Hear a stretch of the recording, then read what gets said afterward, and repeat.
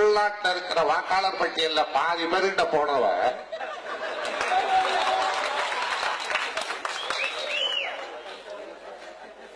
நான் கருணாநிதியை கேட்கிறேன். கொஞ்சம் உனக்காக தாண்டி வந்திருக்கேன், கொஞ்சம் பொருள் இல்ல. அதுதான் நீ ஒரு கும்பலை கூட்டி உட்கார வச்சுட்டு நான் கருணாநிதியை கேட்கிறேன். கருணாநிதியை மம்மால அடியே கொஞ்சம் நஞ்சு அரிப்பல் அடி கெட்டா கேடு. கருணாநிதியை கேட்கிறேன். அதோட உள்ள கோயம்புத்தூர்ல சொல்றார், கருணாநிதியும் ஸ்டாலினும் ராஜினாமா செய்து விட்டு வர வேண்டும். எங்கே வர வேண்டும்? சரி, அவர் குடும்ப அரசியல் பண்றார்.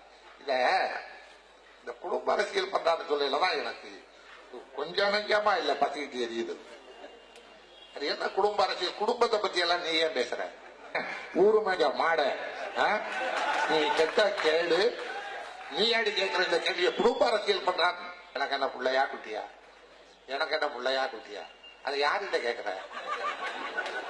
உனக்கு பிள்ளை இல்லைங்கிறது எங்க தப்பா? அதை கூட கேட்க வேண்டிய நேரத்தில் ஒரு குறிப்பிட்ட காலத்துல கேட்டிருந்தா கூட முயற்சி பண்ணி இருந்திருக்கலாம். அதை விட்டுட்டு இப்ப கேட்கிறியே. இனிமே நீ முயற்சி பண்ணாலும் ஆக போறதில்ல, நான் பகிர்ந்த முயற்சி பண்ணாலும் நடக்க போறதில்ல. அன்னைக்கு அண்ணா சாலைன்னு பேர், அப்ப மவுண்ட் ரோடுன்னு பேர். அப்ப இந்த கீதா ஹோட்டல் ஒண்ணு இருந்துச்சு தெரியுமா? அந்த கீதா ஹோட்டல்ல இருந்த மேனேஜர் தான் இவளுக்கு புரோக்கர். அம்மா அம்மான்னு வாக்கு போஸ்ட் அடிக்கிறீங்க, ஜாடு மாதிரி பாதுகாப்பு இழுத்தாடா அவளை. எம்ஜிஆருக்கு ஒரு அண்ணன் இருந்தாரே தெரியுமா? அவளை மட்டும் இல்லைன்னு முன்னாடி சொல்லு, அவ முன்னாடியே நான் தூக்கில தொங்குறேன்னா இல்லையான்னு பாரு. இல்லைன்னு மட்டும் அவர் சொல்லிடு.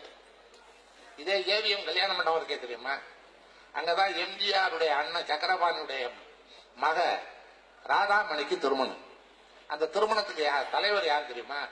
நம்ம தலைவர் கலைஞர் தான் அந்த திருமணத்துக்கு தலைவர். அப்ப சென்னையில போலீஸ் கமிஷனர் யார் தெரியுமா?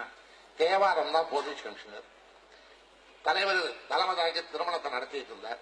எம்ஜிஆர் ஜெயலலிதா கூட்டிட்டு திருமணத்துக்கு வந்தார். அவ்வளவுதான், திருமணம் முடிச்சு போச்சு. கலைஞர் மகாபலிபுரம் போயிட்டார். அடுத்த நாள் ஜெயலலிதாவை தூக்கி போட்டு எம்ஜிஆர் 4 மிதி மிதிச்சு 5-6 நாள் வெளியில் அவரோட உடம்பு கட்டி போட்டிருந்தார்.